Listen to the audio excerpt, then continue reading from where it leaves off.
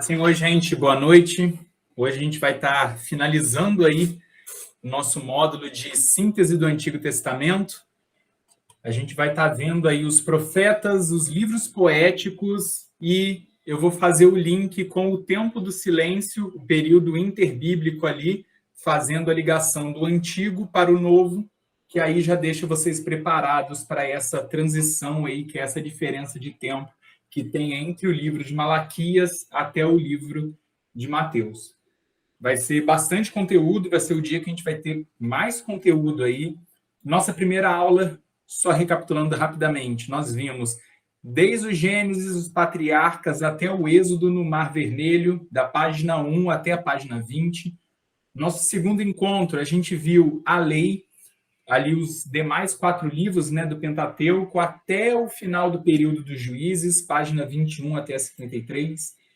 A aula da semana passada, nós vimos o período da monarquia unida, monarquia dividida, o exílio, até o retorno, né, e a restauração de Israel, página 54 até a 67.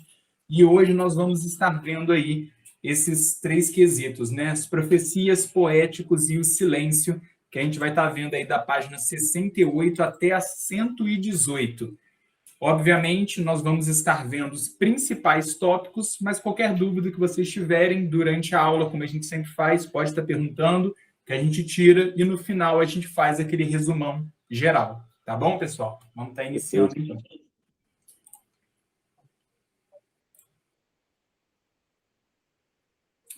Para a nossa meditação aí, Mateus 5, 17, 18. Não penseis que vim revogar a lei ou os profetas. Não vim para revogar, vim para cumprir. Cristo, ele é o cumprimento de toda a lei, né? Toda a lei se cumpre em Cristo e nele todas as coisas são feitas. E hoje nós vamos estar vendo todas as profecias, né? E uma boa parte delas que é cumprida em Cristo, feita pelos profetas, né? Outras profecias foram feitas em alguns outros momentos também.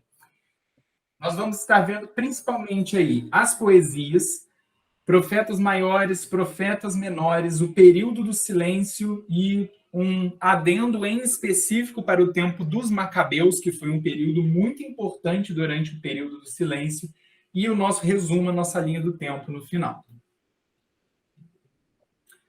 Para a gente estar iniciando, vamos estar vendo a parte mais rápida, né, que são os poéticos, e depois a gente entra nas profecias.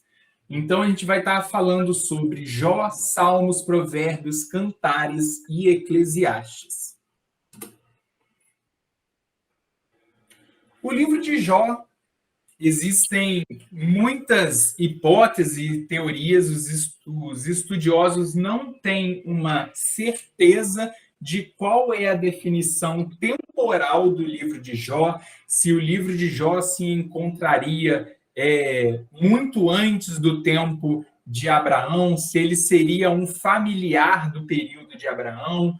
Existem estudiosos e até mesmo ramos do próprio judaísmo que não consideram Jó uma pessoa real, consideram ele como um personagem fictício, literalmente uma poesia judaica que fala como Deus permite, né, a ocorrência do mal no mundo e como ele trata todas essas coisas para estar tratando o caráter do homem. Então, existem muitas hipóteses, mas sendo como for, o livro de Jó ele é um livro abastado de conhecimento e, obviamente, os discursos ali dos amigos, o discurso do Jó e, principalmente, o discurso de Deus falando com Jó, né, sobre a soberania dele, são fundamentos primordiais para a fé cristã. O livro de Jó é um livro muito importante para toda a cultura, tanto judaica como a cultura cristã, e ele é um livro que vai ter muitos fundamentos e, obviamente, muitas dúvidas sobre temporalidade, sobre a verdadeira existência de Jó ou não, mas todas essas coisas são, ainda que seja realmente somente poesia, ela demonstra o que nós vemos ao decorrer da Bíblia inteira, a soberania de Deus sobre o homem e sobre toda a criação. Falando agora sobre o livro dos Salmos, o livro dos Salmos ele vai ser realmente um grande compilado e ele é dividido em 5 livros. O nosso livro, na nossa Bíblia, ele é o compilado desses 5 livros. Todos os salmos estão ali reunidos, mas os salmos eles são divididos em categorias. O primeiro livro dos salmos, que vai do Salmo 1 até o Salmo 41, ele vai estar falando, né, principalmente a maioria dos salmos são da autoria do rei Davi, e eles enfatizam o pecado do homem. O segundo livro, Salmo 42 ao 72, a maioria é do rei Davi e eles vão estar enfatizando a salvação do homem. Então, o livro de Salmos, ele vai estar, né, óbvio, a gente fala como livro, mas ele é realmente um grande inário, ele é um memorial do povo, né, porque em muitos momentos nós vamos estar vendo, né, que às vezes eles falam da história, às vezes eles relembram acontecimentos, às vezes eles falam sobre suas próprias tristezas, seus sentimentos, suas raivas, suas angústias, seus temores. Então, é um livro que nós vemos uma parte muito humana do povo judeu, do qual eles realmente exploram seus sentimentos e transformam isso em cânticos, realmente em orações, em momentos de estarem ali unidos, celebrando coisas pessoais. Eles estão ali, vamos dizer, estão testemunhando, né? Eles estão explanando experiências que eles tiveram com Deus, e em alguns momentos eles estão ali em comunhão, falando sobre algum fato que eles se alegram ou se entristecem de forma coletiva. A partir do livro 3, nós vamos estar aí do Salmo 73 até o 89, e aí já entra os Salmos de Asaf. Ele é o principal, e ele vai estar agora falando, né, enfatizando sobre o que acontece no tabernáculo e a liturgia, como era a vida dos levitas, como eles agiam, como era todo esse quesito deles trabalharem com o louvor, a adoração e a purificação de si próprios e do povo.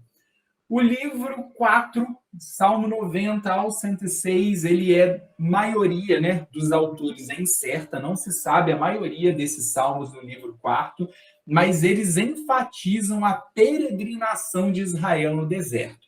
Então, a maioria desses salmos, eles vão estar realmente falando, né, sobre a alegria do Senhor ter livrado eles, sobre as dificuldades, sobre a provisão, sobre a rebeldia do povo, sobre a idolatria. Eles vão estar falando sobre vários aspectos de como foi viver no deserto, saindo do Egito até eles conseguirem conquistar a terra prometida. E o último, o quinto livro, Salmo 107 até o 150, também tem uma autoria variada, alguns também não se sabem quem escreveu, e eles enaltecem a lei de Deus e o louvor de seu santo nome. O principal quesito do livro 5 é louvor, é dar louvores ao nome do Senhor, é engrandecer o nome de Deus e assim fazer, né, o nome dele louvado, engrandecido, e dar toda a honra e toda a glória ao nome do Senhor. O livro 5 ele é um livro mais, vamos dizer, mais festivo, um livro alegre, um livro realmente que eles são felizes em ter Deus como o Deus Todo-Poderoso, cuidando e criando, né, todas as coisas ao seu favor.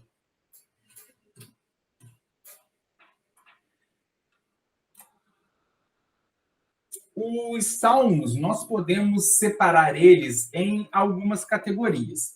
Nós temos aqui exemplos, né? O Salmo 1, Salmo 15, 50, 94 e diversos outros, eles são salmos didáticos. Eles querem passar algum ensinamento. Eles querem passar alguma forma de como o ser humano deve se portar, como ele deve se purificar, como ele deve falar com Deus, o que ele deve buscar em oração, qual é o relacionamento que eles devem ter. Então, existem realmente alguns salmos que são nesse intuito didático, educativo mesmo. Aqui é muito importante a gente frisar, porque hoje em dia, né, quando nós temos esse lapso agora de nós não somos judeus, nós somos cristãos, mas a nossa fé é muito baseada, até porque Jesus veio, né? Jesus era judeu, e ele, naquele momento, ele faz, né, a partir do rasgar do véu, nós temos muitas coisas que, às vezes, nós temos dificuldade de estar entendendo. Às vezes, quando nós falamos, né, hoje em dia, da equipe de louvor da nossa igreja, às vezes nós falamos, o levita lá da igreja, os adoradores. O quesito do levita, no Antigo Testamento, realmente eles eram adoradores, eles eram compositores, instrumentistas, mas eles eram muito mais coisas. Eles moravam 100% do tempo no templo e, obviamente, né, no arraial que eles tinham ali, nas cidades refúgio, nas cidades que eles tinham ali separadas, mas eles não tinham o seu próprio território como as demais tribos, mas eles verdadeiramente eram servos. Os levitas que tinham ali suas escalas, seja em qual serviço que eles tinham serviço de faxina, de manter o templo, de construção, de purificação, de sacerdócio. Eles trabalhavam.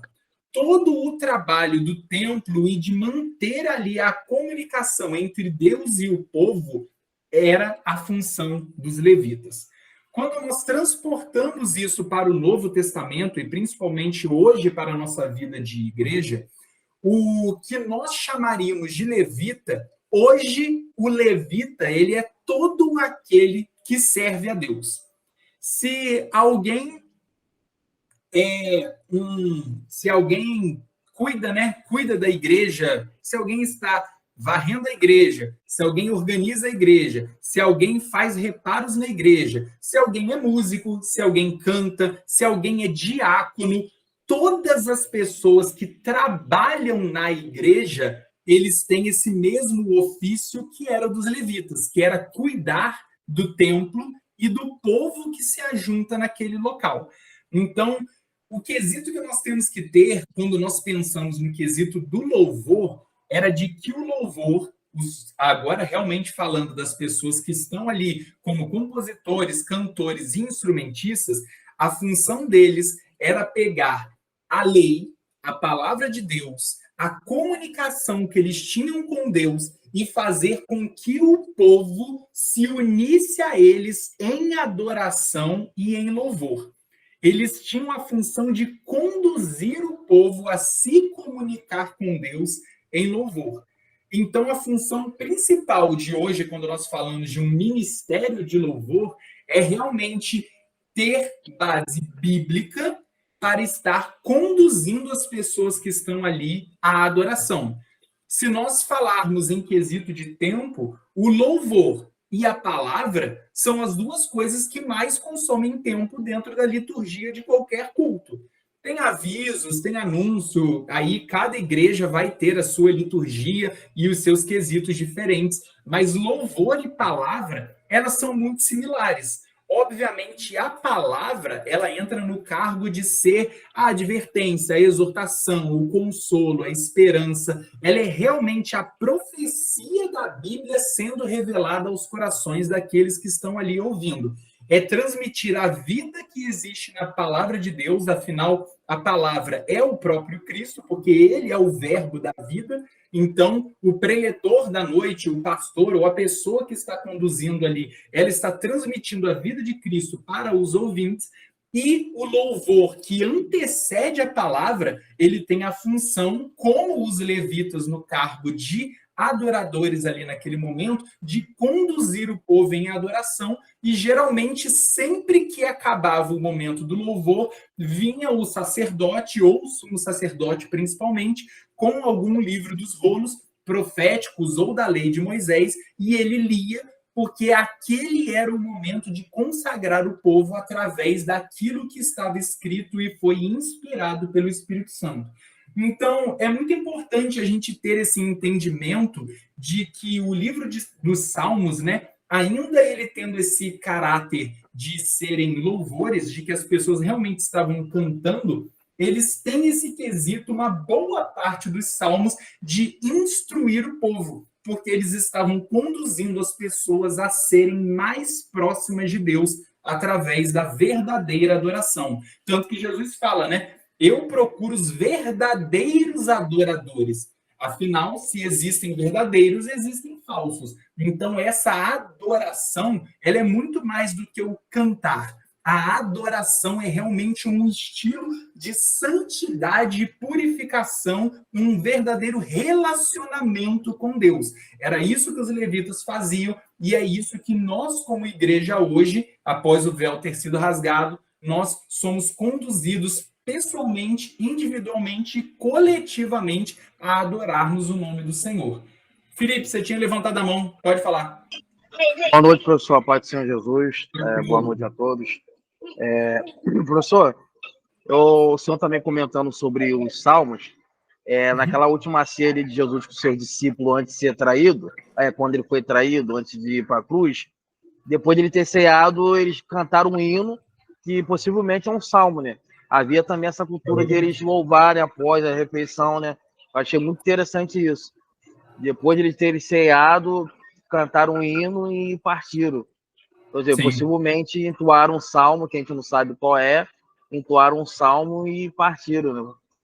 Sim, o povo judeu, ele é um povo muito festivo. Ele tem muitas festas, ele tem muitas celebrações, tanto que o rei Davi, né, às vezes ele, pela própria Mical, né, ele foi tomado como uma pessoa que era irreverente, né? Mas Davi ali ele estava realmente jubilando, ele estava saltando de alegria por causa, né, da arca ali representando a presença de Deus. Então, os salmos, em todos os momentos, né, no momento da alimentação, porque eles eram muito gratos, porque Deus estava provendo o pão diário, né? Então, durante todos esses momentos, o povo realmente cantava muitos salmos, muitos louvores, eles se alegravam muito por causa de todas essas coisas. O viver com Deus, né, ele realmente é algo que vai estar nos conduzindo nessa alegria, né? A palavra ela fala muito sobre a alegria do Senhor. Então isso é muito importante. E os salmos eles falam sobre tudo isso. Obviamente existem salmos que são mais sobre partes realmente mais tristes, são lamentações, são às vezes até discussões, né, de certa forma, assim dizendo, são discussões com Deus, né? Nós temos o salmista, quando ele fala, né, fala assim, poxa, Senhor, o ímpio está lá prosperando, ele maldiz o seu nome, zomba do Senhor, não acredita nos seus planos, e a vida dele está progredindo. E ele fala, e aí quando eu entrei no teu santuário, eu vi o fim do ímpio, e entendi que nem sempre a vida de regalia ela é benéfica, porque a vida de regalia é nessa vida, mas ele entendeu a eternidade que está em Deus. Então, esse quesito humano, porque a gente consegue se ver muitas vezes.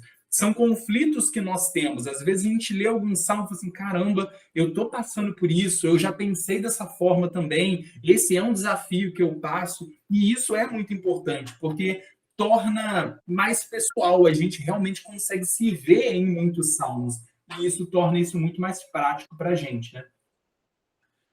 O segundo quesito que a gente vai ter são alguns salmos de gratidão e louvor, né? Então aqui a gente viu esse quesito que o louvor não é só o ato de cantar, é realmente louvar ao Senhor, engrandecer ao Senhor e ter, né, esse relacionamento íntimo com Deus. E os salmos históricos, que são alguns salmos realmente que eles estavam relembrando, né, coisas que aconteceram e se alegrando porque o Senhor os livrou de tais situações. Outros salmos que nós podemos encontrar são os salmos imprecatórios. Os salmos imprecatórios, eles, nesse ano aí, eles tiveram uma fama a mais por pessoas na internet estarem falando, né, sobre atitudes imprecatórias que nós poderíamos estar fazendo, né?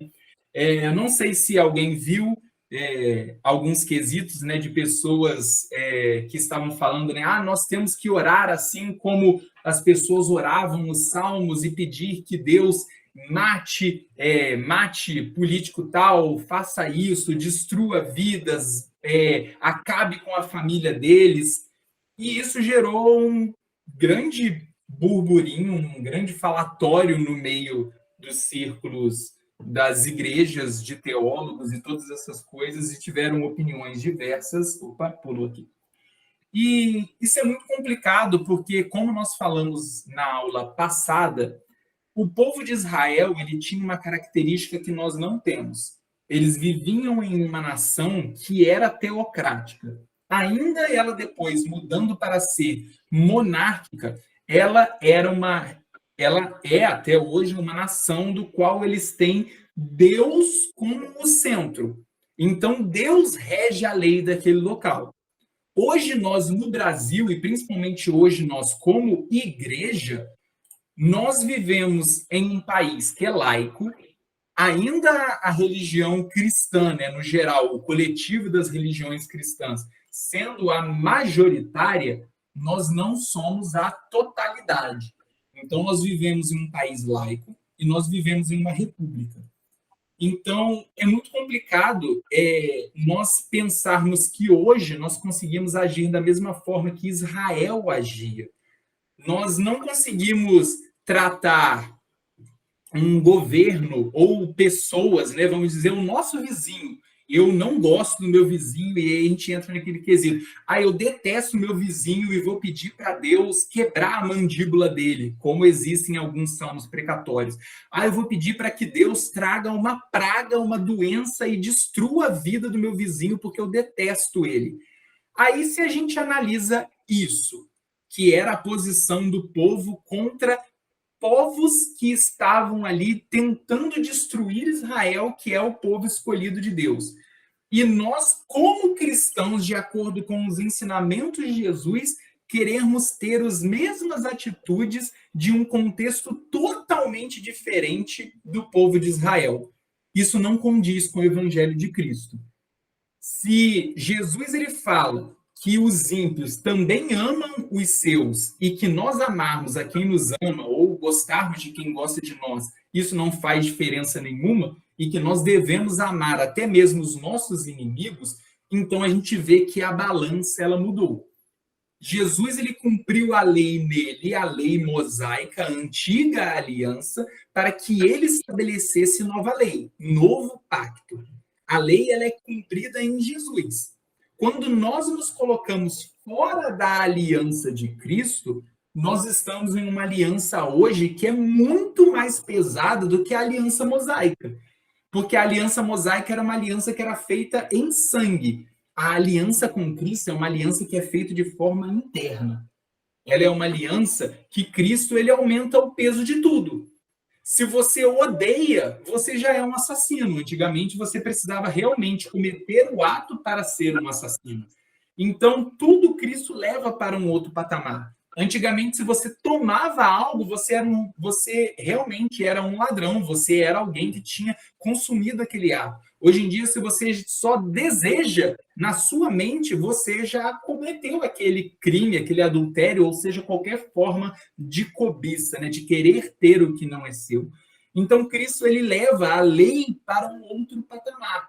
Eu geralmente costumo dizer que existia a lei do Antigo Testamento, a lei mosaica, e Cristo estabelece a sua lei. Nós falamos muito do quesito da graça e Cristo estabelece exatamente isso, a lei da graça. Estar em Cristo nos condiz com termos um jugo, né? O jugo de Cristo que é leve. Agora, se nós estamos fora da aliança de Cristo, o jugo ele é infinitamente mais pesado do que o jugo da lei mosaica, porque agora Cristo ele tornou isso nele vencido, mas é preciso estar nele para vencer também. Então é muito complicado a gente pensar em algumas coisas do Antigo Testamento como possíveis hoje em dia, porque nós vivemos em um novo período, uma nova aliança, uma nova lei, que é a lei de Cristo agora. Para isso também, né, existem salmos que falam sobre especificamente o que é a lei e como, né, o povo deveria ser conduzido dentro dessa lei. Os salmos messiânicos, por isso que eu falei que algumas profecias de Cristo não foram diretamente feitas por profetas, algumas profecias foram feitas através de louvores e alguns salmos que falam sobre a natureza, que falam sobre a criação de Deus e glorificam, né, ao Senhor através da sua criação.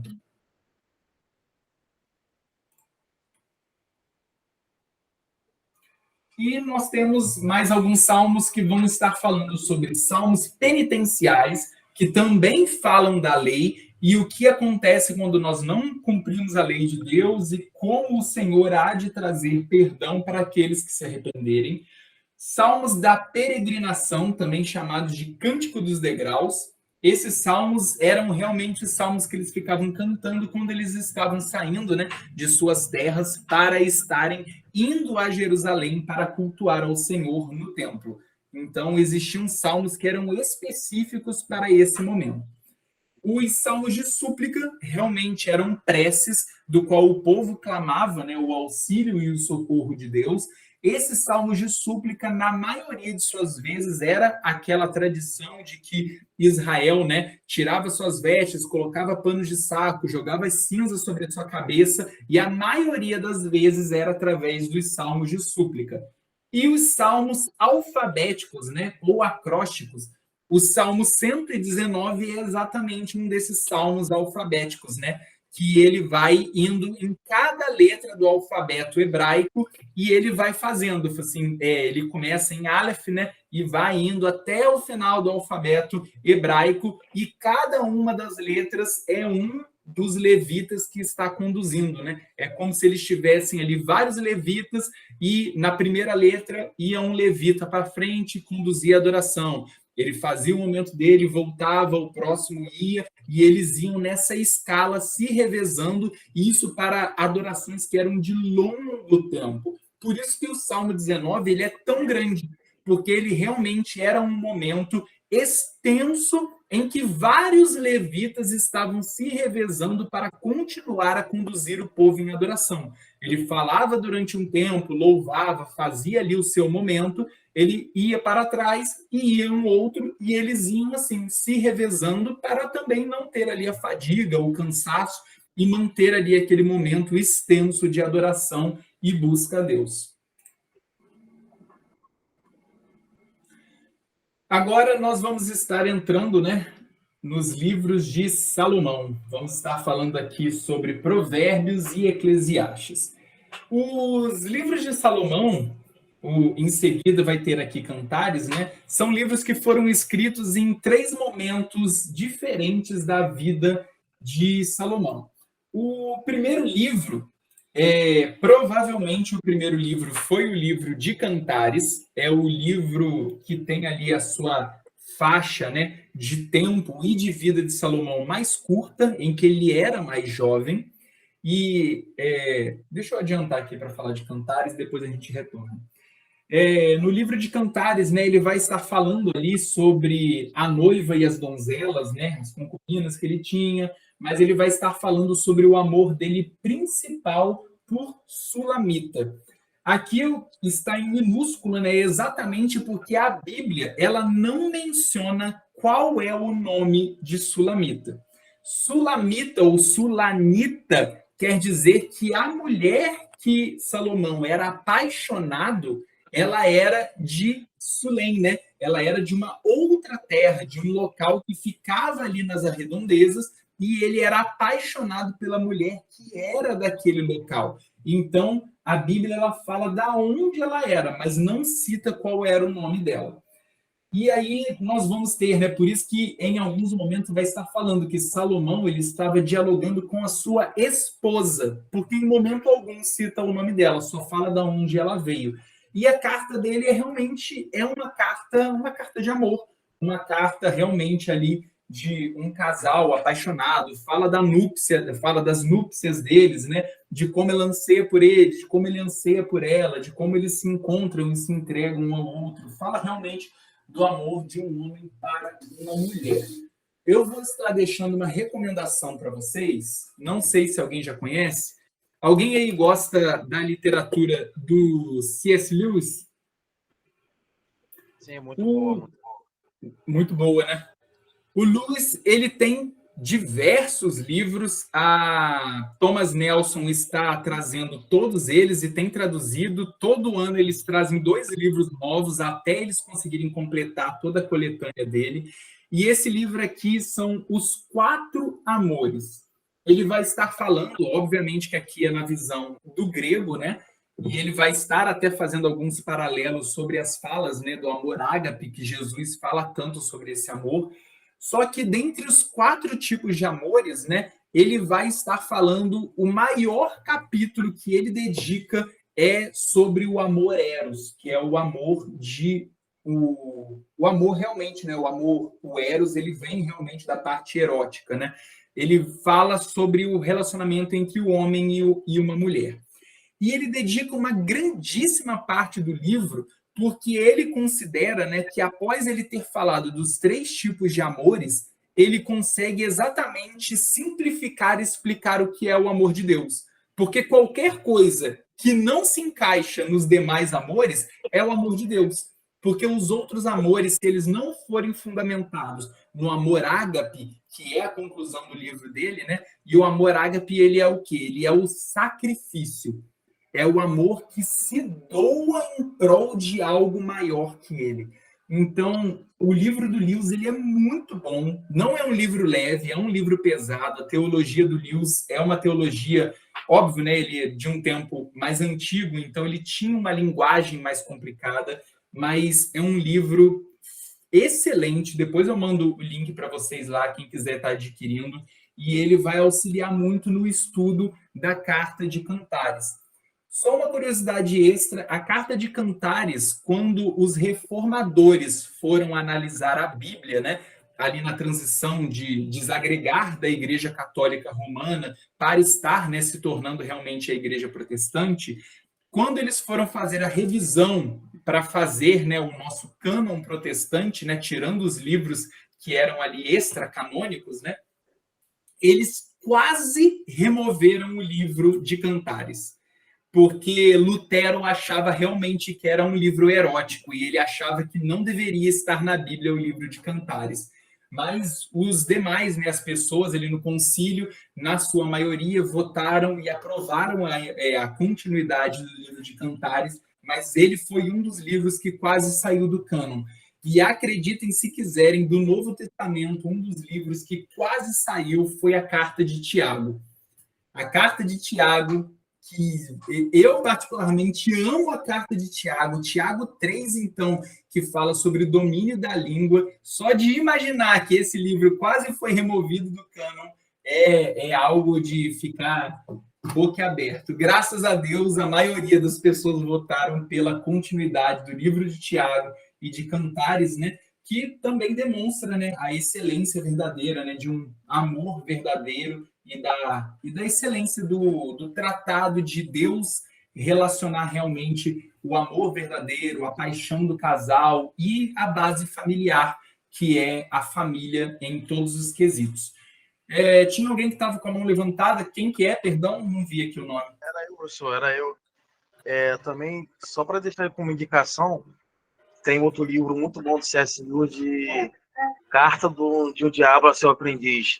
Excelente. Poxa, muito bom, muito bom, muito bom. Se caso eu achar o link, eu vou estar também postando no grupo, que eu tenho PDF, mas se o senhor também tiver o link, postar lá no grupo para a gente, para adquirir o livro físico, é muito bom também. Muito bom, muito bom. Tá ótimo, eu mando lá sim. Aí, retornando aqui, né? Porque como aquele era o livro de Salomão mais jovem, agora a gente vai estar falando sobre o livro de Provérbios, que era um livro do qual Salomão já tinha um tempo que ele já estava realmente sobre o trono, né? Que ele já tinha já mais uma facilidade, até porque no livro de Provérbios e no livro de Eclesiastes, né? Ele vai estar falando de uma forma já que ele já tinha mais domínio sobre as coisas. O livro de Provérbios, ele não é somente escrito por Salomão, a sua maior parte é por Salomão, mas no final do livro de Provérbios nós vamos ter os provérbios de Agur e os provérbios de Lemuel, e no final ali de Provérbios nós vamos estar falando sobre a excelência da esposa, né? A esposa sábia, a esposa que edifica o seu lar.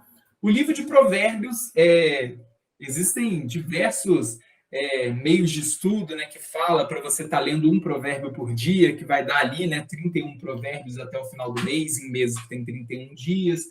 E o livro de Provérbios, ele realmente é um banquete de ensinamentos. E o livro de Provérbios, ele é baseado em uma palavra muito importante, que é a sabedoria. A sabedoria, principalmente no quesito do termo que Salomão usa no hebraico, ela não é o que nós vamos estar entendendo como a sabedoria quando nós falamos, nossa, fulano ele é muito sábio, que dá a entender de que a pessoa é muito conhecida ou muito inteligente.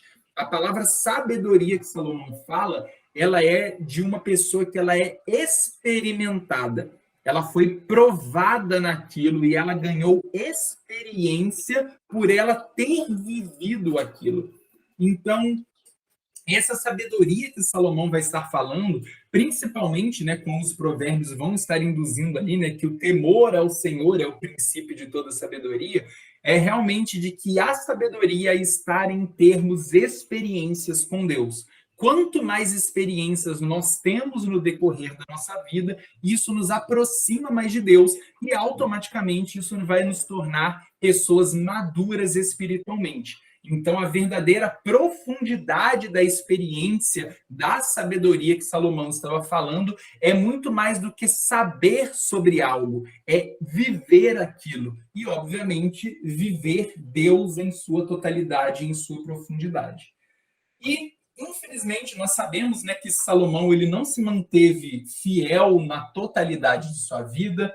O excesso de mulheres, e principalmente o quesito nem era o quesito sobre as mulheres, né? Obviamente, a gente sabe que o quesito do Antigo Testamento, né, ter muitas mulheres, isso gerou diversos problemas e não era algo que era agradável aos olhos do Senhor.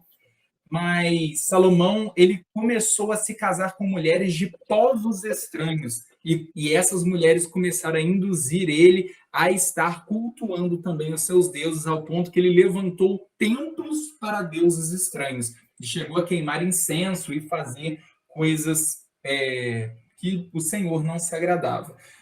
E muitas pessoas ficam, mas será que Salomão ele foi? Aquela pergunta, né? Será que Salomão foi para o céu?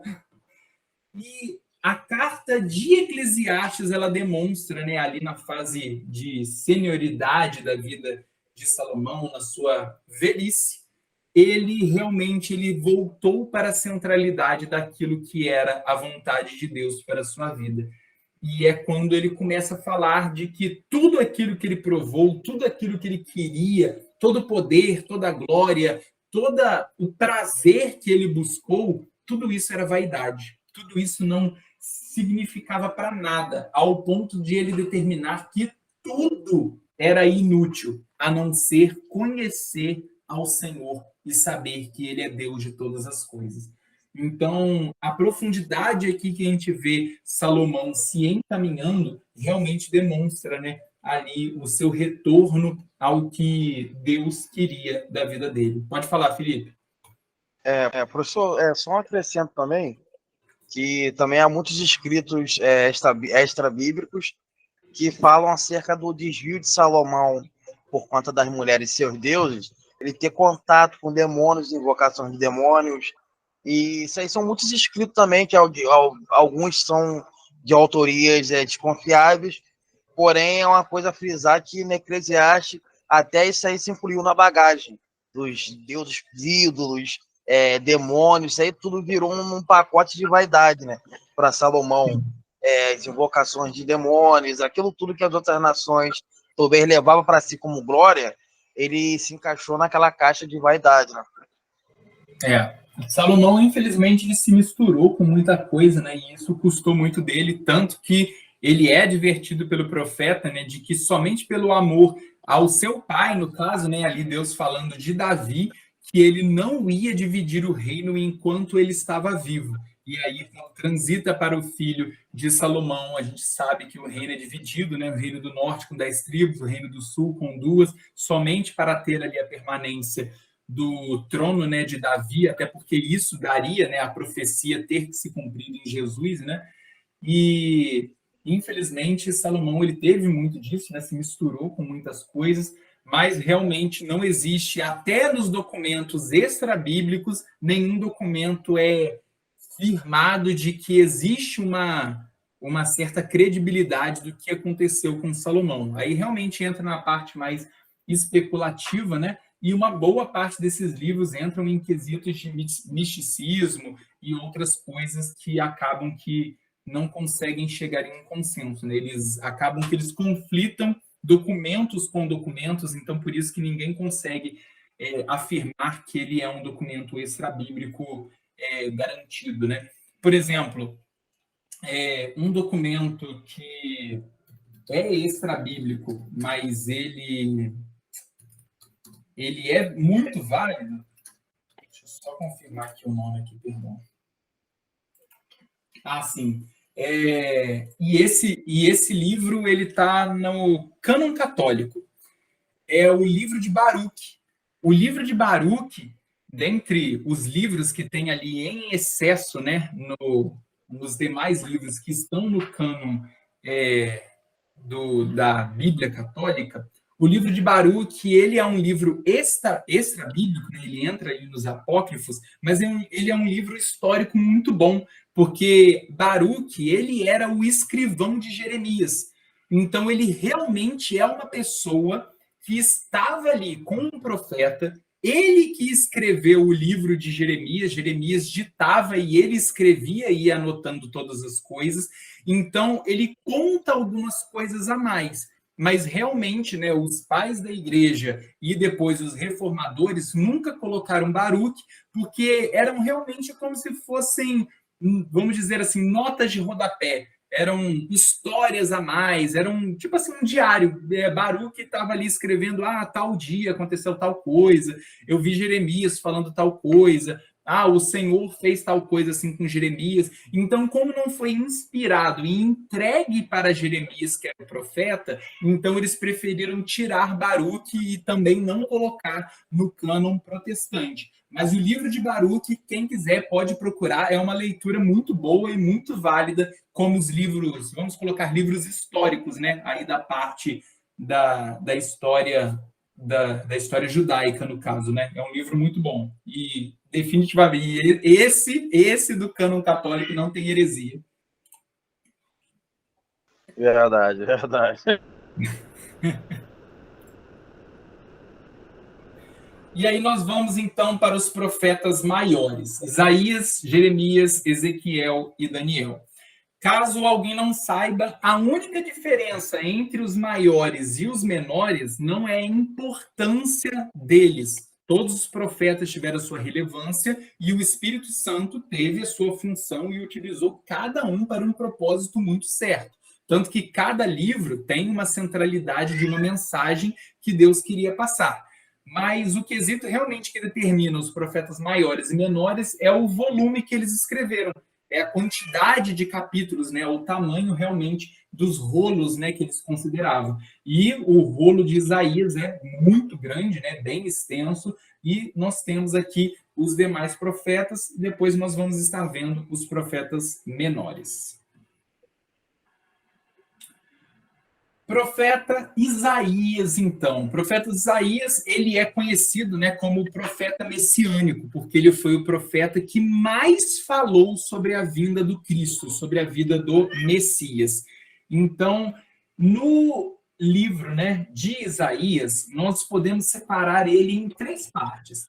Nós podemos separar a parte introdutória do livro, capítulo 1 até o 35, que é a parte condenatória, é quando Isaías está realmente anunciando a condenação de Israel e dos povos, a parte histórica, em que ele vai estar relatando, né, a invasão da Síria, a libertação que vai vir depois, a cura de Ezequias, porque eram profetas que eram contemporâneos, né? E isso vai do capítulo 36 ao 39. E o final do seu livro, do capítulo 40 ao 66, é a parte de consolo, do qual ele vai estar trazendo palavras, né, ali, profecias de que Deus estaria restaurando Israel e trazendo novamente bênçãos após o período de todo o mal que viria sobre eles por causa, né, realmente do pecado do povo.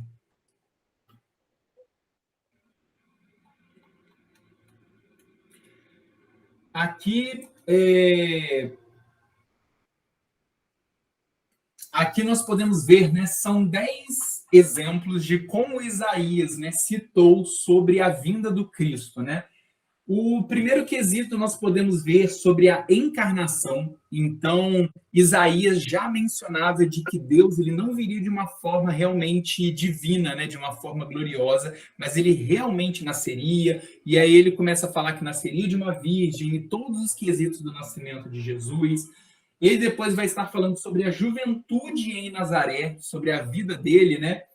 Depois ele vai estar falando sobre o relacionamento com Deus, de como ele seria uma pessoa que se comunicaria muito com Deus, e nós vemos Jesus se retirando para orar diversas e diversas vezes, os milagres que ele iria fazer, a mensagem que ele iria falar, né, proferir e impactar as pessoas, o ministério dele para os gentios, e isso era uma coisa que realmente já chocava o povo, porque o povo não conseguia entender, né? Realmente os judeus achavam que eles eram o único povo que seria ali salvo, né? Eles achavam que não existiria salvação além de Israel. Mas, na verdade, desde Abraão, Deus chamou o seio de Abraão para estar evangelizando as nações. Tanto que nas leis de Moisés, existem leis que são realmente para o acolhimento do estrangeiro, para que eles viessem estar fazendo parte do povo, para que se eles estivessem no meio do povo em dias de festa, não fosse proibido a eles estar participando das festividades, estar participando de todas as coisas. Então, desde o princípio, quando Deus chamou Abraão para estar formando um povo seu, ele não queria um povo, óbvio, né? O povo exclusivo de Deus era ali a partir daquela tribo que Deus chamou, mas não era para ficar a salvação ali. Deus queria com que os judeus espalhassem a salvação, mas eles acabaram privando isso. Por isso que Cristo veio e ele rasga o véu, porque não existe mais intermediador. Ele é o intermediador e ele se fez acessível a todas as pessoas.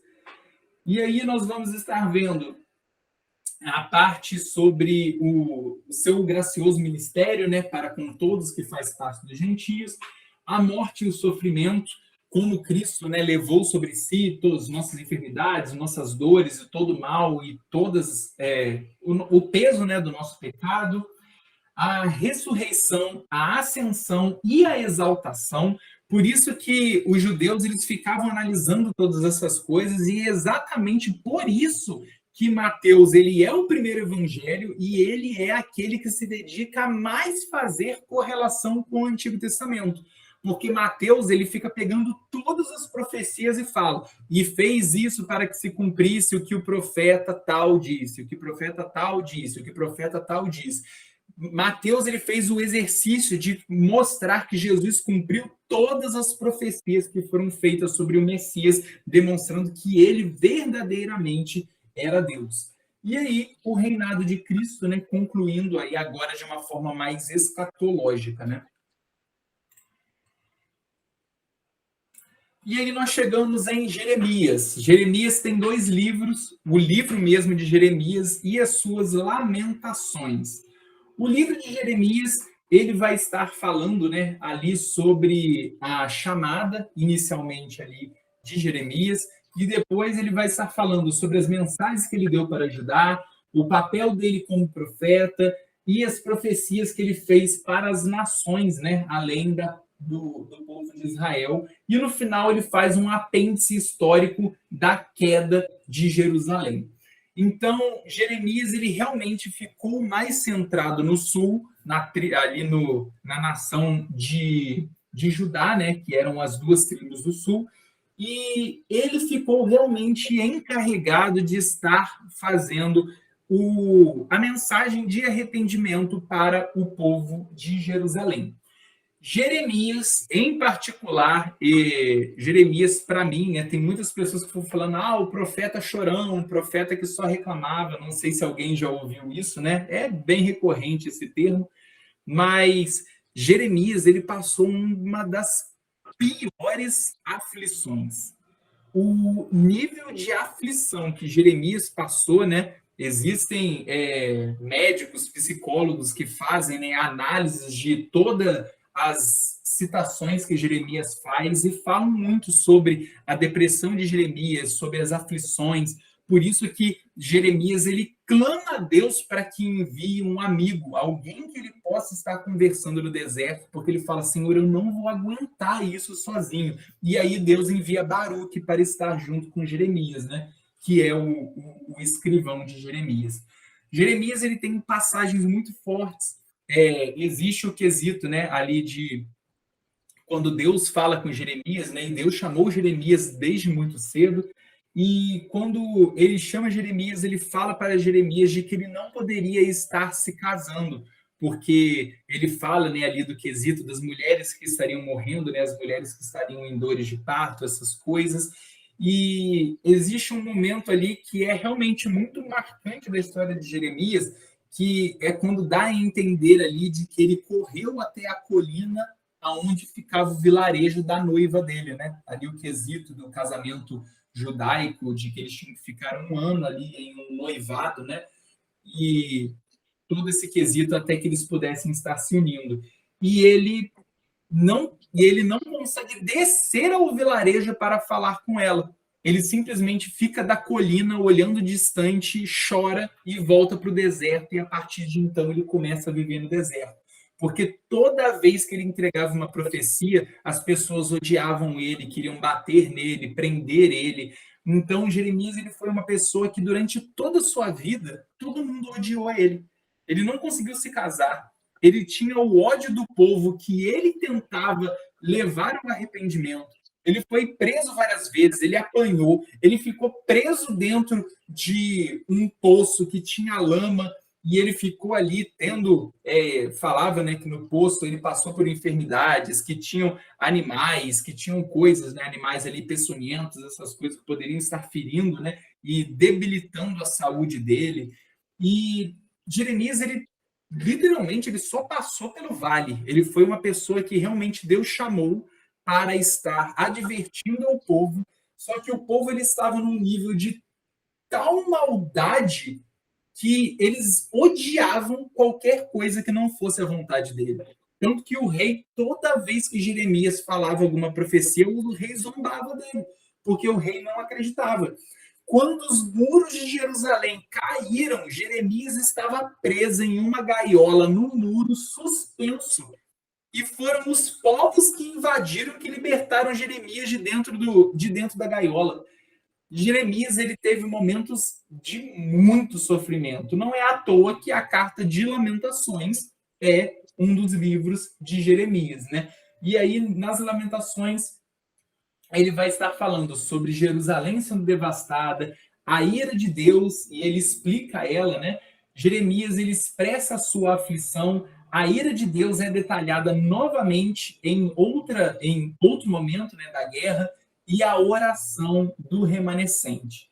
Jeremias, na primeira leva, ele não foi, né, realmente levado, ele continuou ali, por isso que ele fala sobre os remanescentes, né, quem sobrou ali na terra, né, que eles deixam os fracos, as pessoas que não importavam para eles, e depois ele realmente é levado como cativo para o exílio.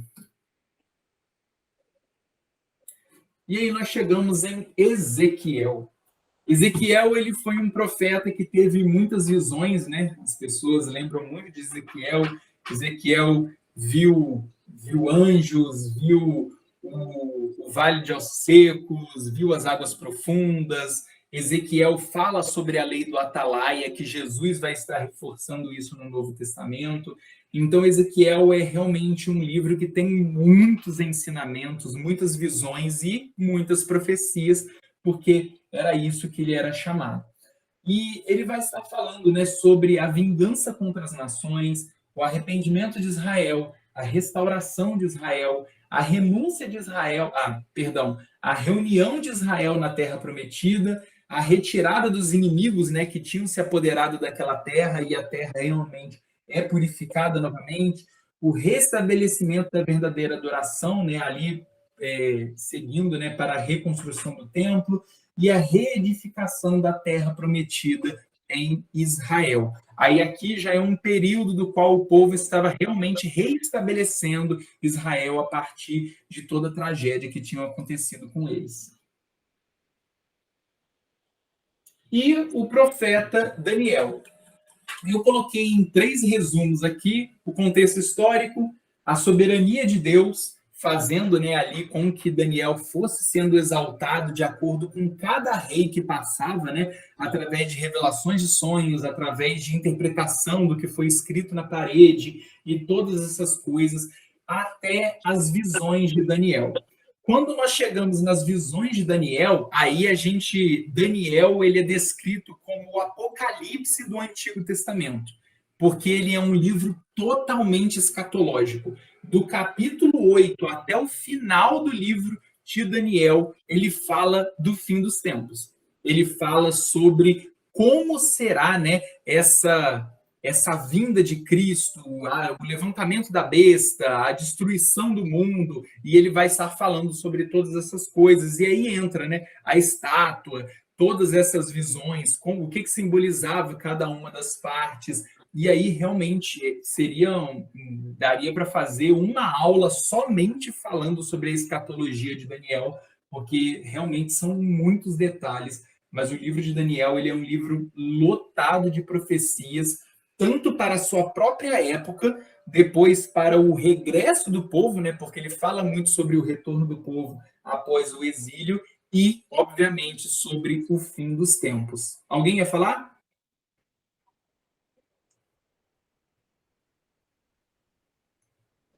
Professor, só quando o senhor falou acerca de Jeremias.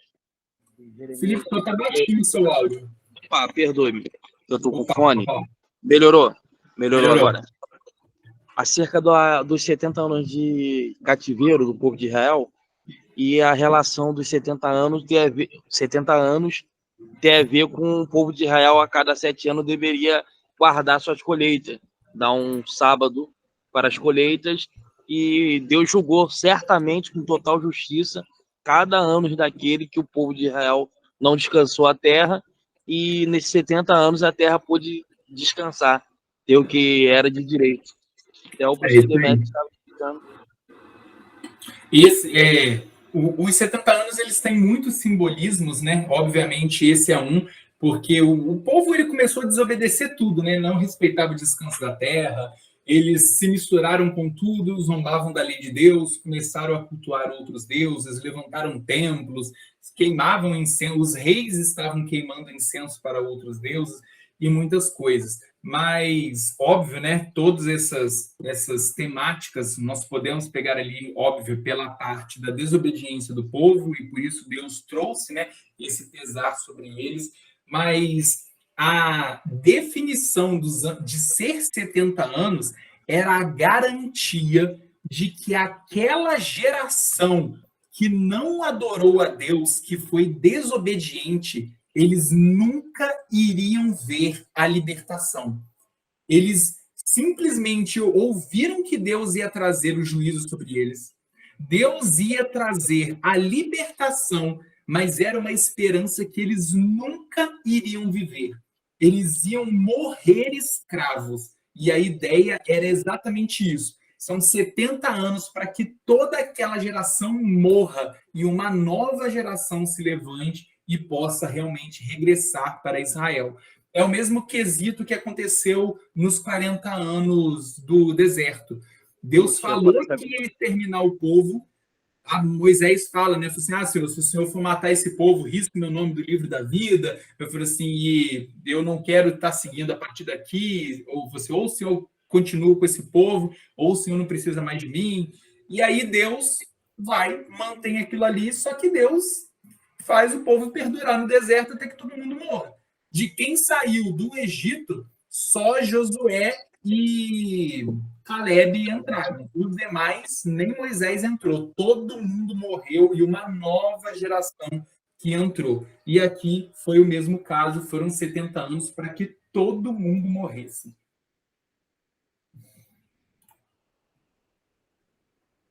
E aí a gente vai entrar agora nos menores. São 12 profetas menores. Nós vamos estar vendo aí de Oséias até Malaquias.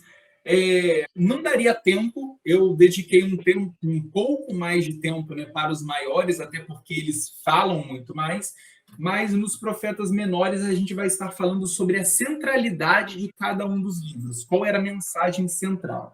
E nós iniciamos, né, aqui falando os profetas menores, eles variam o contexto das suas cartas, mas no geral, o que todos os profetas falavam, né, em primeiro lugar, é arrependimento, juízo de Deus, restauração e promessas messiânicas. Esse é o contexto geral que todos os profetas da Bíblia falam.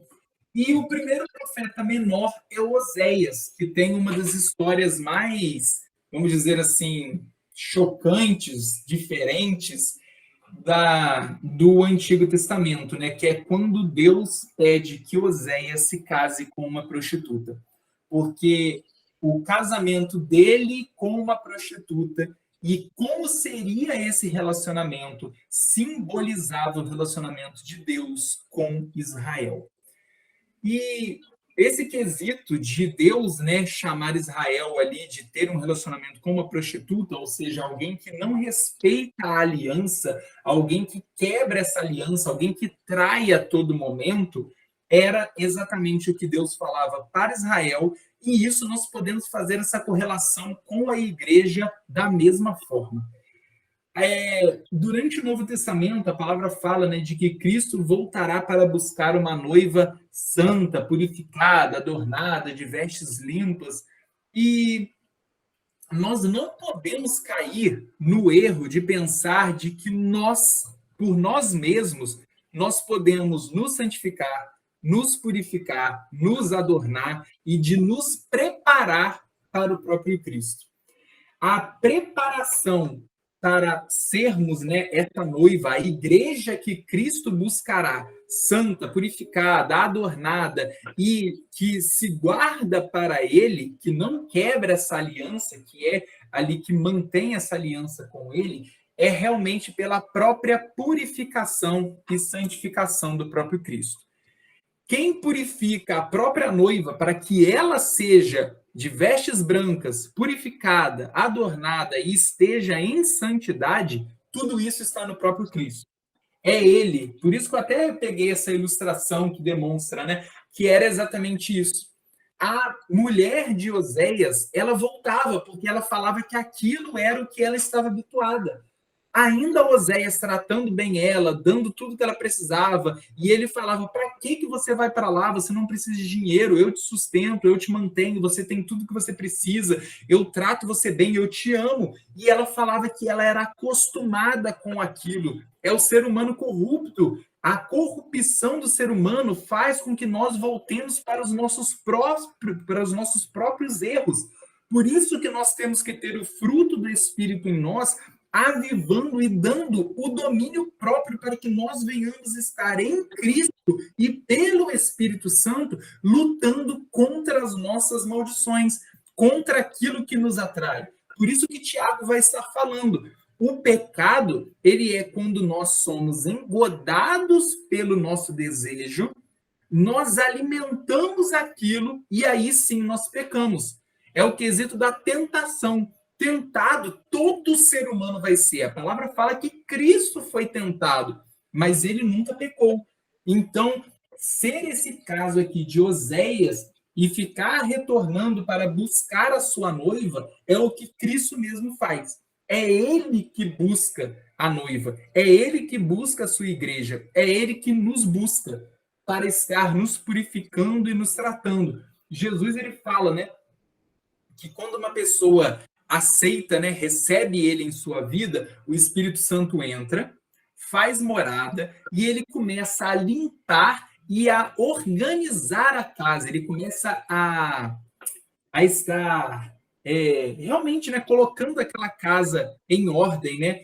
E se o espírito ele não se sentir ali confortável, né, realmente, se ele não se sentir o dono daquela casa, se aquela casa ficar ali de forma a ser inabitável, aí é o que Jesus fala. Se os espíritos imundos que saíram daquela casa, porque o Espírito Santo entrou e purificou aquela casa, se eles voltam e vê que aquela casa está vazia, então ele volta, traz 7 piores que eles e o estado daquela casa se torna muito pior do que anteriormente. porque é sobre nós mantermos a continuidade da nossa transformação. O Espírito vem e ele começa a limpar e a organizar a vida. Jesus, ele fala de como é a atuação do Espírito Santo.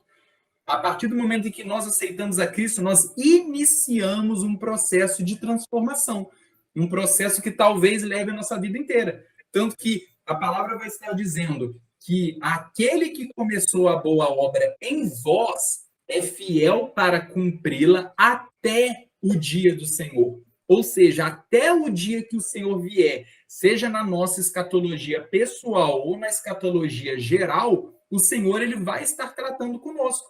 Ele vai estar nos purificando, nos lapidando, nos tornando cada dia mais próximos do caráter dele mesmo. Então, essa transformação do livro de Oséias é um dos livros proféticos que tem um simbolismo para o Novo Testamento e para a nossa vida atual de igreja absurda. É um livro extremamente atual. E aí nós chegamos no profeta Joel. O profeta Joel, mais uma vez, ele vai estar falando sobre arrependimento, e aqui ele vai estar falando sobre a praga, né, que Deus permitiu que viesse dos gafanhotos para estar destruindo a colheita e assim afligindo o povo. Ele fala do dia do Senhor e do tempo de juízo, e obviamente todos os profetas falam da restauração que Deus daria após o povo estar se arrependendo e voltando a adorar a Deus, a ter, né, realmente a obediência. Próximos profetas, profeta Amós. Amós, ele condena a injustiça social e a idolatria em Israel. Amós ele vai estar enfatizando aí a importância da justiça e do culto verdadeiro. E Amós ele vai bater muito na tecla de que o povo não estava mais tendo aquela vida de unidade. Uns não ajudavam mais os outros. Por isso que ele fala desse quesito da justiça, né? Nós podemos falar ali da balança enganosa, né? 2 pesos, 2 medidas. Então, Amós ele vai estar batendo nisso, sobre o povo voltar a ser um povo justo e uma comunidade realmente forte e, obviamente, retornar a adorar a Deus. Obadias ele vai estar profetizando contra Edom, a hostilidade, né, que eles tinham contra Israel ali. Ele destaca a justiça divina e a futura restauração de Israel. Então, aqui Obadias ele fala muito mais para um povo estrangeiro do que realmente para Israel, mas ele profetiza de que Deus estaria restaurando eles. O profeta Jonas, um dos profetas mais conhecidos, né? Ele vai estar ali sendo chamado para profetizar sobre Nínive. O profeta Jonas se recusa a estar fazendo isso e ele tenta fugir da presença do Senhor. E aí nós sabemos, né, do caso de que ele é lançado ao mar, engolido por um grande peixe. A palavra não fala que é uma baleia, ela fala que é um grande peixe, não fala que animal é esse.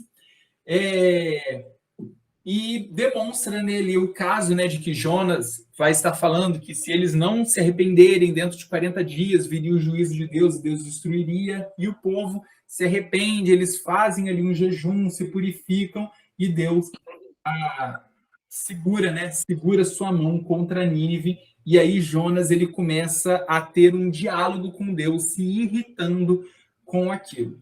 O livro de Jonas, existe uma hipótese, porque quem lê o livro de Jonas percebe que ele termina de uma forma muito abrupta, não tem uma real conclusão, parece que faltou um encerramento, parece que a conversa ficou no meio. E existe uma possibilidade de que o livro de Jonas tenha sido perdido quando houve a queima da biblioteca de Alexandria. E aí fragmentos do livro de Jonas se perderam, assim como muitos dos pergaminhos originais têm algumas de suas partes furadas, queimadas e danificadas. O livro de Jonas existe essa possibilidade de que ele foi danificado e por isso nós não temos o final, a conclusão. Dá-se a entender o que aconteceu, mas parece que faltou ali 1 ou 2 versículos a mais para ter o arremate final. É uma possibilidade, não é uma garantia, né? uma certeza sobre isso. Miqueias. Miqueias, ele condena a injustiça social, aí agora já falando exatamente sobre o povo de Israel, de que eles não se compadeciam. E na lei mosaica existem diversas leis sobre estar cuidando, né, dos órfãos, das viúvas, dos pobres, dos aleijados, das pessoas que não tinham suas necessidades. E o povo não estava cuidando do seu próprio povo. Então, a injustiça social é uma coisa que Miqueias fala muito. Ele detestava a necessidade de agir, né? Destaca a necessidade de agir com justiça. Mais uma vez, um profeta falando sobre justiça. Amar a bondade, andar humildemente diante de Deus. Então, Miqueias, ele fala sobre o convívio do povo de Israel, que eles não estavam agindo como irmãos, não eram solidários nem generosos. Alguém vai falar?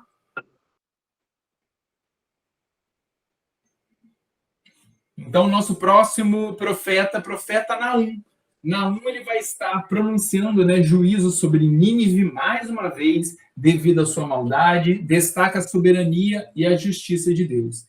Nós chegamos no profeta Abacuque. Abacuque, ele possui, né, ali a sua oração, que é uma oração muito conhecida, né? Ainda que a figueira não floresça, todavia eu me alegrarei no Senhor. E ele vai estar falando, né?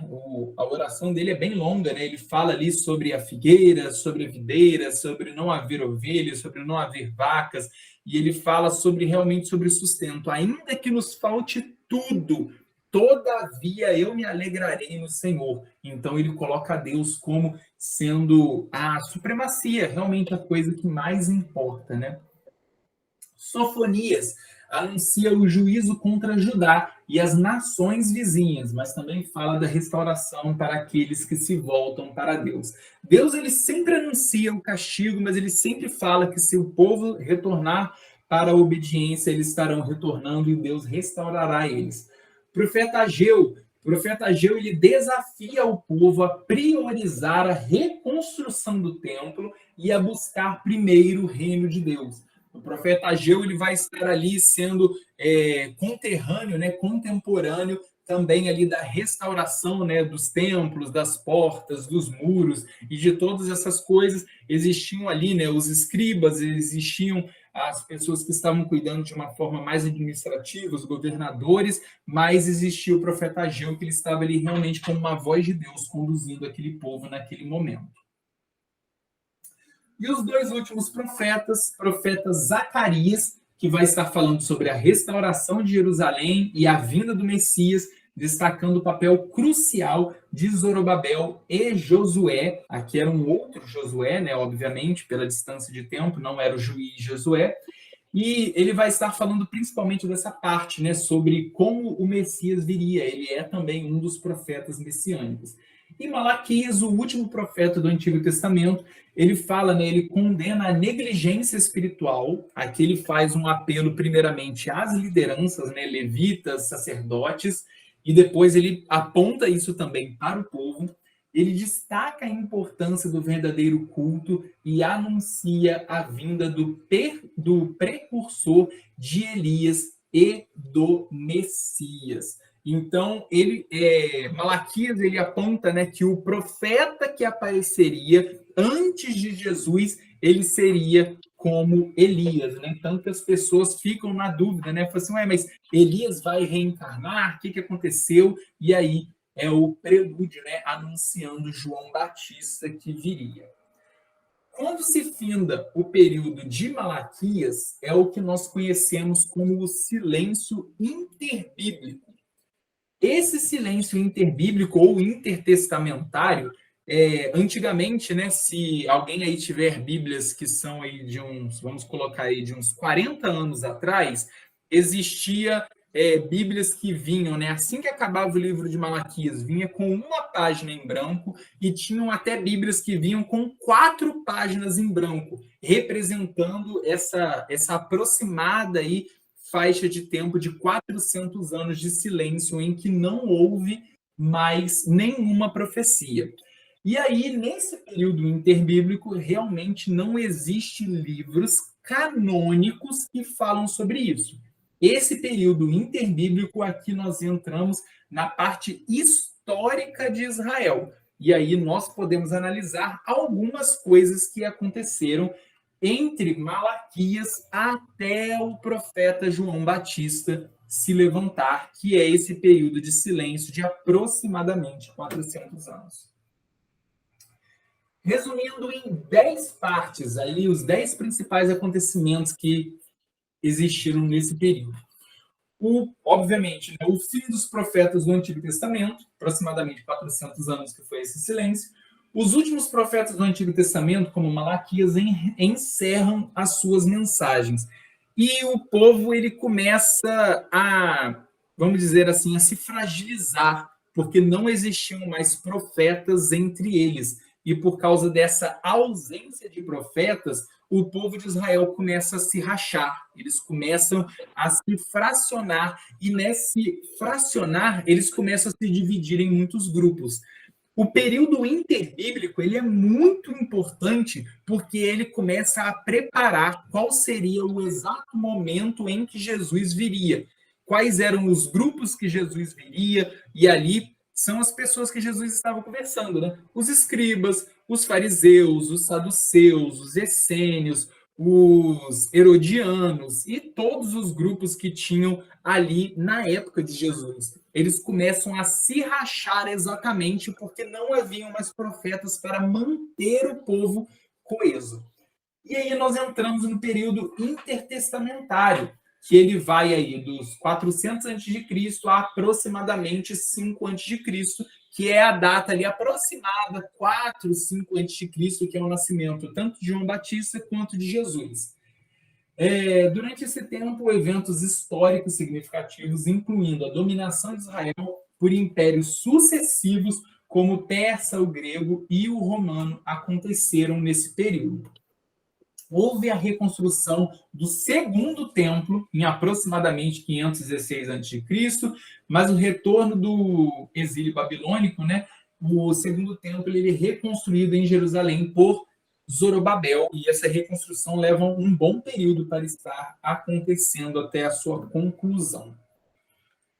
O período dos Macabeus. Os Macabeus eles são muito influentes porque eles fizeram uma das maiores revoltas históricas do povo de Israel.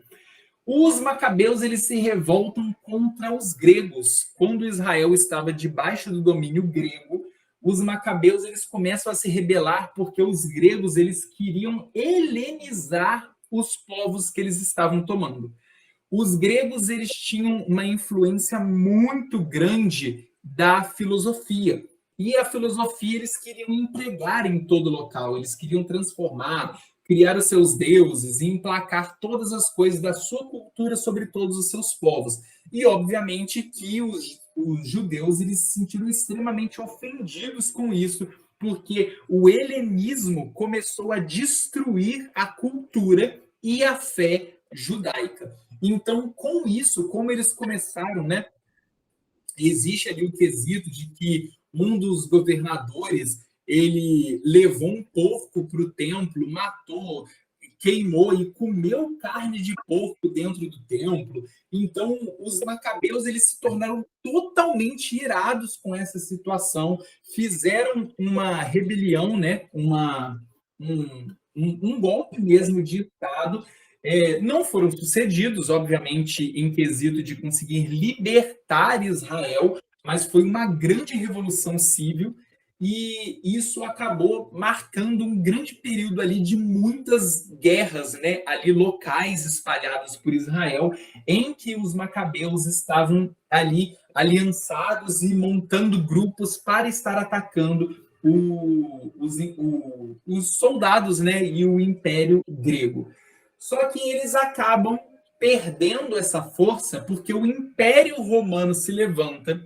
O Império Romano ele toma tudo aquilo que era do Império Grego e expande isso muito mais. E aí eles não conseguem mais se libertar do Império Romano, porque o poder bélico do Império Romano era muito maior do que o do Império Grego.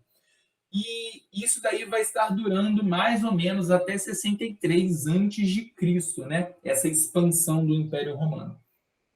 Nessa expansão, O Império Romano, obviamente, ele tinha os seus deuses, tinha toda a sua cultura, mas como eles sabiam que tinham muitas revoltas em Israel, então eles levantaram alguém que era do próprio povo judeu e colocaram como rei, como governador ali da parte de Israel. E eles levantaram Herodes o Grande. Só que todos os reis, todos os governadores que eram levantados pelo Império Romano, o povo não aceitava, porque sabiam que eram pessoas que não estavam ali para libertar eles, mas eram pessoas que estavam fazendo jogo político com Roma. E aí isso gerava, obviamente, uma desavença enorme entre o povo e a liderança. E o povo de Israel sempre foi um povo que Roma considerava problemático pela quantidade de revoltas e batalhas que eles ficavam causando. Em 4 a.C., né, acontece a morte de Herodes o Grande, e aqui em 4 a.C. é exatamente quando acontece a fuga de João, Maria e Jesus, quando ele estava ali em sua fase de criança, e eles fogem para o Egito, até que José, né, perdão, falei João, José, perdão, até que José tivesse, né, novamente o Senhor falando, né, Deus falou com ele, fuja para o Egito e quando eu te der o direcionamento, você retorna novamente. E eles retornam somente quando Herodes está morto, para que não houvesse mais a perseguição para matar Jesus na sua fase de criança. O reinado que veio logo após, né, foi o reinado de Herodes Antipas. Então foram 2 Herodes, né, Herodes o Grande, que perseguiu Jesus na sua época de infância, que conversou com os reis magos, e Herodes Antipas, que foi o Herodes que fez um dos julgamentos de Jesus quando ele passou ali, né, pelo o seu final ali antes de ser crucificado, ele passa ali pelos governadores ali da época, e ele passa e ele conversa com Herodes Antipas, que foi um dos herodianos ali da sua época, né? E acontece o nascimento de João Batista em aproximadamente ali 5 ou 4 antes de Cristo. Ele é 6 meses aproximadamente mais velho que Jesus. Ele nasce, né, ali antes de Jesus, e ele é o Elias que foi pré-anunciado pelos profetas antigos, e em João Batista se encerra o período de silêncio. Elias, representado por João Batista, né, ali na figura de João Batista, ele anuncia e prepara o caminho para Cristo até que verdadeiramente estoura o ministério dele, as pessoas começam a ir até o deserto para estar procurando João Batista, e até que chega o Cristo e pede para que ele seja batizado também por João Batista, e aí o Espírito Santo desce sobre Jesus, e aqui a gente inicia o que seria, né, a síntese do Novo Testamento. A partir daqui, a gente encerra toda a linha do tempo do Gênesis até o início de Mateus.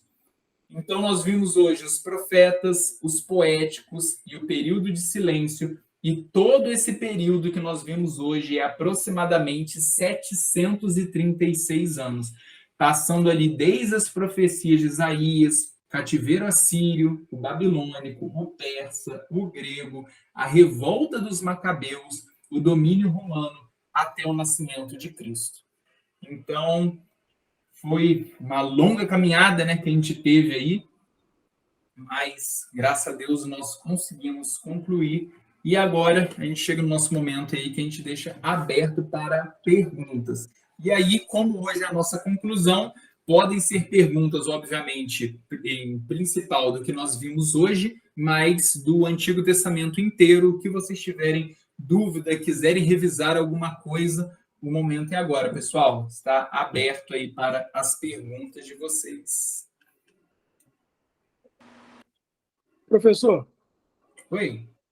então esse silêncio de aproximadamente 400 anos, ele se encerra em Malaquias?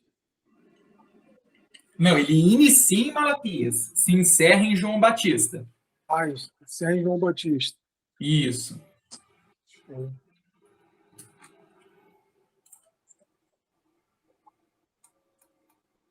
Então, igual o senhor falou, de Malaquias a Mateus, seria esse período? De Malaquias óbvio, né? Mateus ele foi escrito depois que Cristo já tinha morrido, mas ali na história, né, considerando que Mateus está narrando o nascimento de Jesus, é esse período aproximadamente 400 anos. Teria esse espaço de tempo dos 400 anos. Uhum. Show de bola.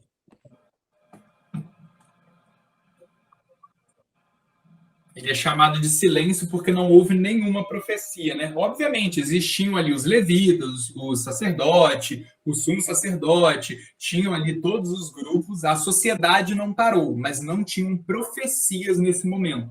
Então, eles consideram que é o silêncio de Deus, né? Deus não falou com Israel por 400 anos e durante toda a história, no Antigo Testamento inteiro, Deus nunca ficou tanto tempo em silêncio. Por isso que esse período é realmente considerado o silêncio de Deus. Entendi. Mais alguém? Se quiser, pode mandar em texto aí também nas perguntas aí.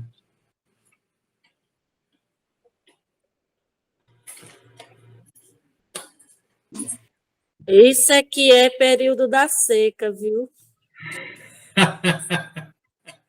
Meu Deus. Isso, né? Só de imaginar. Não é fácil não, viu? O que mais tem hoje é crente procurando profeta. Ai, Jesus. Complicado esse negócio de procurar profeta hoje em dia. É sim. Ninguém quer ler a Bíblia? A profecia está na mão da gente, né? Verdade. Obviamente, não desacreditando, né, profetas. Deus ele ainda fala no nosso meio, mas a gente não pode esquecer nunca, em hipótese alguma, de que a maior profecia ela é a palavra de Deus.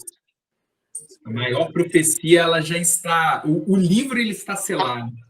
Ele é o livro que ele já fala do fim. Então, é muito complicado, né? E a própria palavra, ela também já determina o que é uma profecia verdadeira, o que é uma profecia falsa, como nós devemos julgar e analisar se aquilo realmente foi Deus que disse. Obviamente, né, a palavra fala para nós não julgarmos o profeta, mas a profecia. Se aquilo se cumprir, foi Deus que disse. Se não se cumprir, vamos dizer assim, foi a emoção, né, que foi através da vida da pessoa. Por isso que é muito preocupante, às vezes, a gente ver pessoas que correm tanto atrás de profecias, sendo que a pessoa ela não consegue analisar aquilo que está na própria Bíblia, né?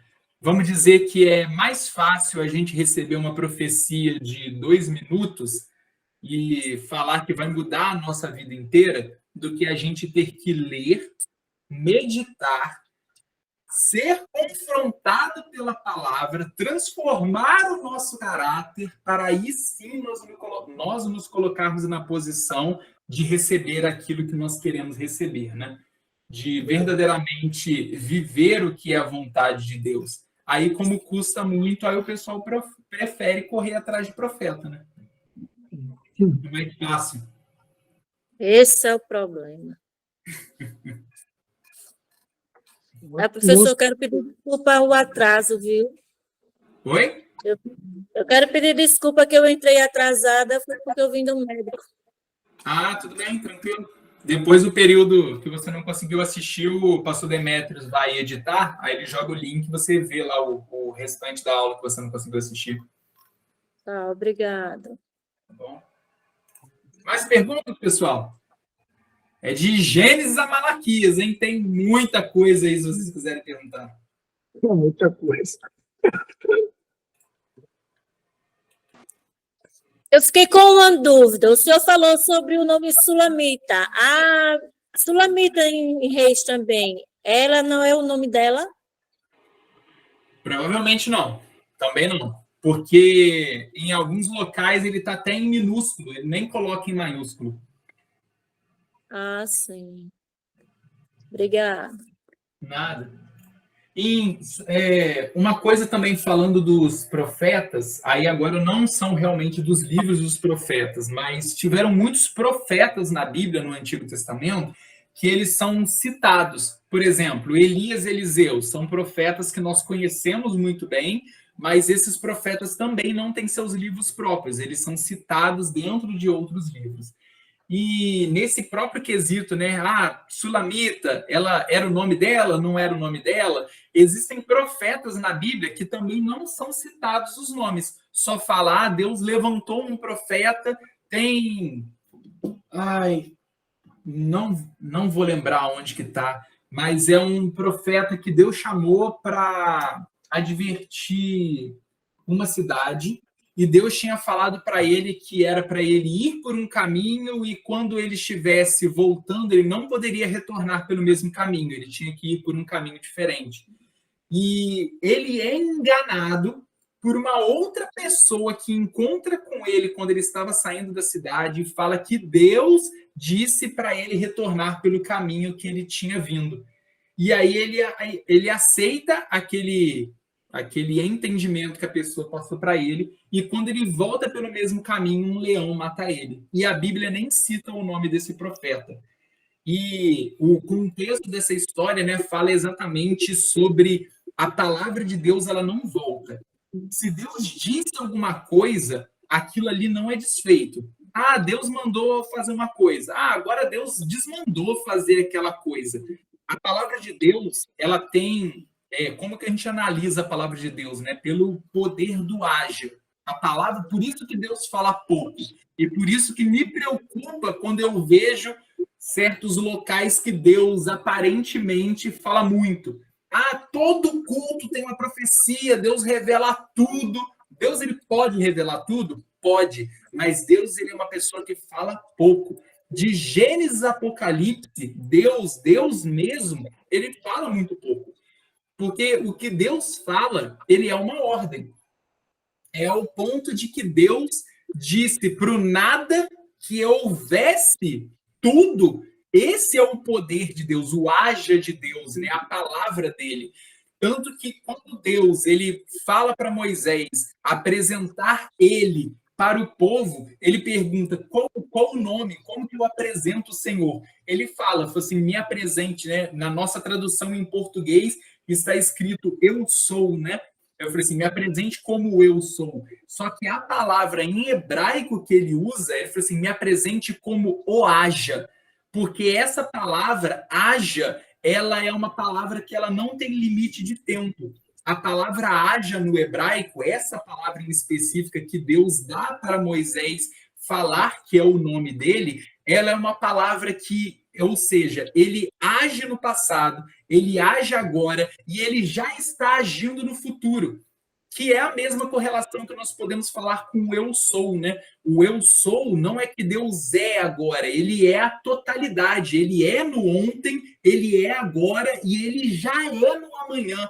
Então é esse quesito, é de que Deus ele é atemporal, ele não é preso ao tempo. Mas a palavra correta ali no hebraico é haja. Ele age no ontem, ele age agora e ele age no amanhã. Pode falar, Lenita. Essa passagem foi em Reis, capítulo 13. Capítulo 13? Sim. Um leão matou o profeta. Isso daí. É isso daí mesmo. Foi muito forte, viu? Essa passagem aqui. E como é que pode, né? Morreu, profetizou e nem o nome dele a gente sabe. Mas tem muito personagem na Bíblia que não tem o nome. Tem juízes que não tem o nome. Tem profetas que não tem o nome. Um outro nome do Antigo Testamento que a gente popularizou como nome, mas não é o nome de verdade. A Betseba, que teve o caso de adultério com Davi. Betseba não é o nome. Quando a gente fala, né? Quando a gente fala ali o Betseba, quer dizer que ela era filha de um homem que se chamava Seba. O Bet, ele vem de filha, é a palavra filha em hebraico. Então, ela era filha de Seba. Então, a gente não sabe também qual era o nome de Betseba.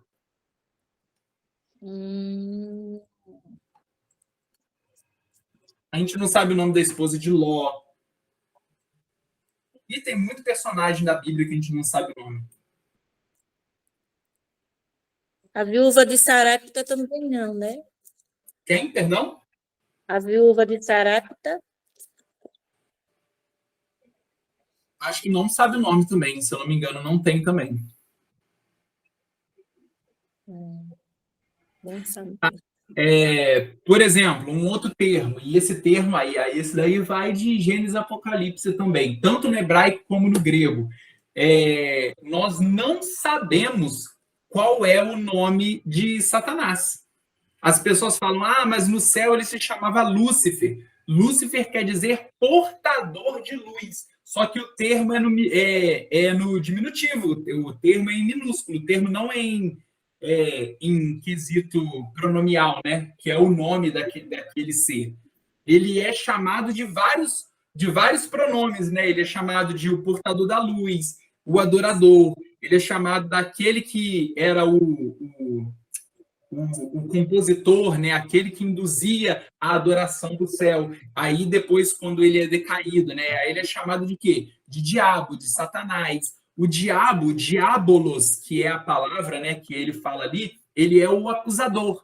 O Satanás, o Satã, né, que é a palavra original, ele é o inimigo, o opositor, o adversário. Então, é um nome que foi banido. Esse nome, a Bíblia inteira não cita qual é o verdadeiro nome de Satanás.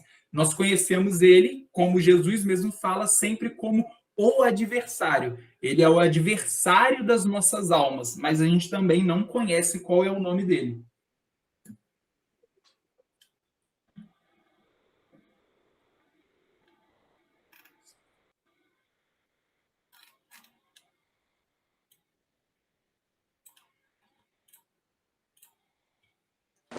Professor, Oi, pode falar. é uma dúvida de outra aula a respeito da queda de Satanás. O senhor fala que lá no capítulo 1º, eu não lembro, não vou me recordar aonde fica ele mais ou menos.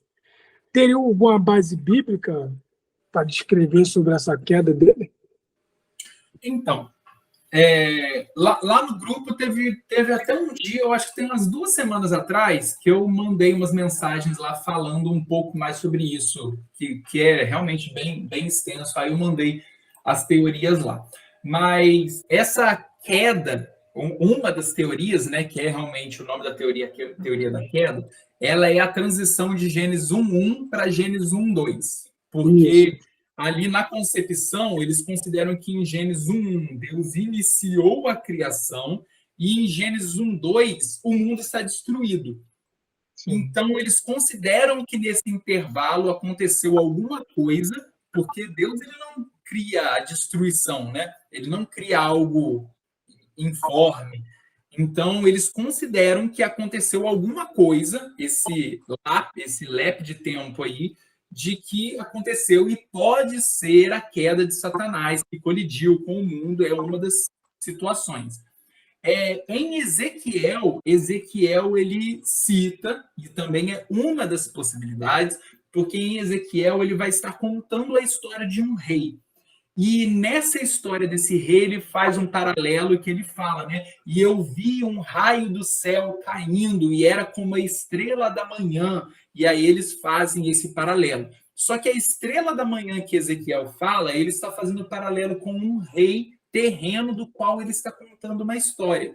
Só que como ele fala que ele teve uma visão, que ele viu um raio, e ele viu como se essa estrela da manhã caísse sobre a terra, então as pessoas começam a especular de uma forma espiritual de que Ezequiel ele está ali, tipo assim, contando uma história de como foi a queda de Satanás sobre a terra. Esse é o paralelo de Gênesis 1:1, 1:2 com o livro de Ezequiel, que é onde a gente encontra essas histórias que falam sobre Satanás, né? Mas são hipóteses, não é uma certeza, não. Mas como existe esses paralelos que dá para fazer, o pessoal costuma achar que um está atrelado ao outro. Entendi. Show. Professor, O livro de Salmo, eles foram inspirados por Deus. Deus inspirou, por exemplo, Davi e os outros escritores a colocar esses salmos na Bíblia, ou isso aí é do próprio autor, ou seja, é da cabeça deles que eles criaram os salmos e colocaram na Bíblia, né, com o passar do tempo, ou foi Deus realmente que colocou, por exemplo, que influenciou, né, o autor a se inspirar e colocar essas informações todas referentes a salmos na Bíblia, como Provérbios também, por exemplo, daí por diante. Existe por isso que esses livros entram na categoria de poético, porque ele realmente possui muito do autor. Quando a gente pega alguns livros, principalmente os livros proféticos, a gente, pela própria literatura, a gente entende que existe uma total influência do Espírito Santo na condução da escrita daquilo. Agora, os livros poéticos, eles realmente possuem como que a gente pode dizer, uma liberdade do escritor. O autor sempre é o Espírito Santo que conduz todas as pessoas, até porque é o Espírito Santo que mantém a inerrância da Bíblia. De Gênesis a Apocalipse, é uma mesma linha que se une, e essa linha ela não se embaraça e nem conflita com ela mesma.